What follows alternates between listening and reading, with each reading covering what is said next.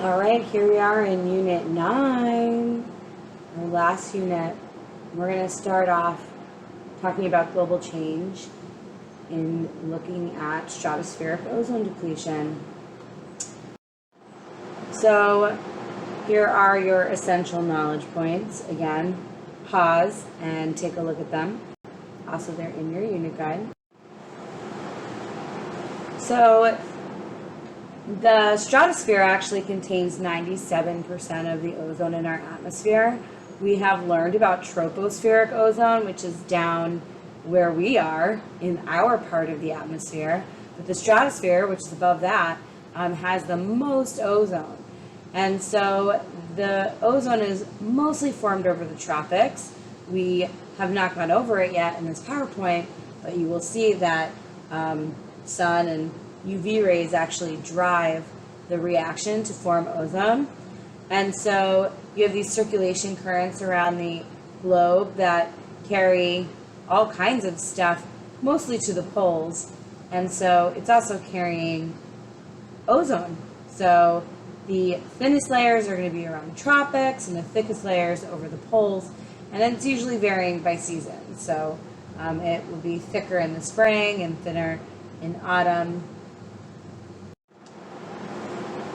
And the ozone layer is really important because it absorbs UV radiation. So we're going to take a look at 3 different types of UV radiation. The first one being UVA.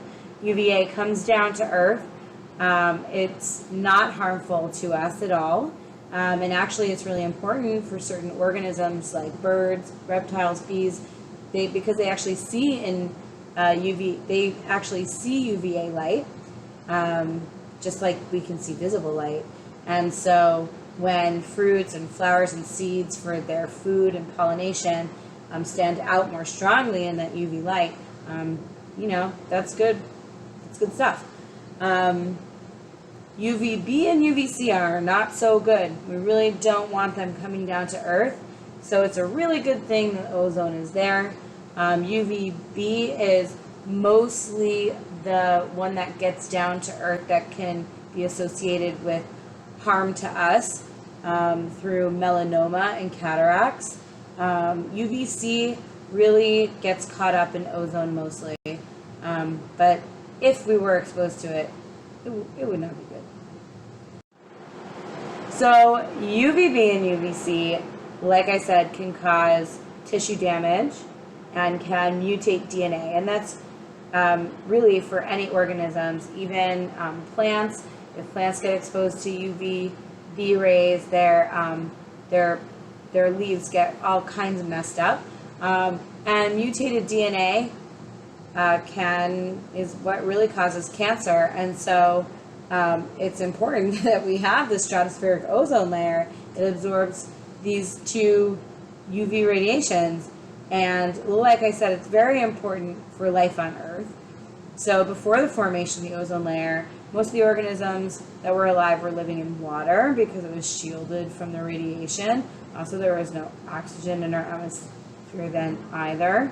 And so when the ozone layer built up enough and was thick enough, there was this huge explosion of life on Earth. And so we got a lot of land plants showing up after the formation of this stratospheric ozone layer. Human health-wise, obviously, it's very important because, like I said, it really prevents melanoma, so that's skin cancer caused by that mutation of the DNA and tissue damage, and also cataracts. So the UV radiation actually affects the tissues in your eyes and can form cataracts. And so how does ozone form? Well, ozone forms through a reaction of UV radiation striking an oxygen molecule.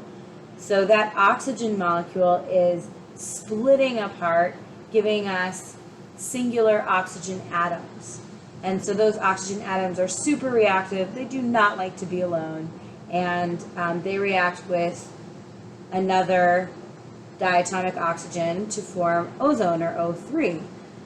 And there is natural destruction of ozone as well, also driven by UV radiation, where the UV radiation strikes the ozone molecule and that splits the bond between O2 and an oxygen atom. And so that oxygen atom is then free again to form ozone. Again, it's this beautiful cyclical reaction of ozone formation and destruction and formation and destruction, and on and on and on it goes. And so here is that diagram, a little bit bigger for you to read and pause on. I know that I'm a visual learner, so this may help you. And really short version and summary, I gave you some chemical reactions to just kind of sum it up real quick. So there is that natural ozone destruction that we just looked at, but this formation and destruction is really cyclical. But sometimes there's some natural ozone depletion, so really a decrease in the amount of ozone that's in the ozone layer. And this happens naturally over the Antarctic. And so over Antarctica or the South Pole, you end up with this really thin layer of ozone. And the reason why is because there's extremely cold weather during the winters, during our Antarctic winters. And what this does is it actually causes stratospheric clouds full of ice crystals to form. And this is odd because, usually clouds are in the troposphere, but over at Antarctica, it's so cold that those clouds actually form all the way up in the stratosphere. And they have all these ice crystals in them.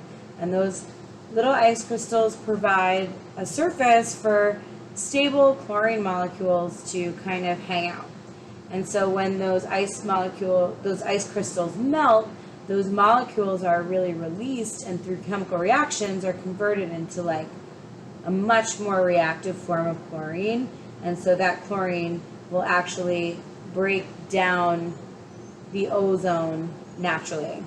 It's just there naturally, right? And so this is why Antarctica tends to have thinner ozone levels during its spring, so during September to December. However, we do have anthropogenic ozone depletion, and so humans make these compounds that contain halogens. And so examples of halogens are chlorine, bromine, fluorine, iodine, all down that column of the periodic table there. And one of them that we're going to really focus on, because this one was the big baddie, was chlorofluorocarbons, or CFCs.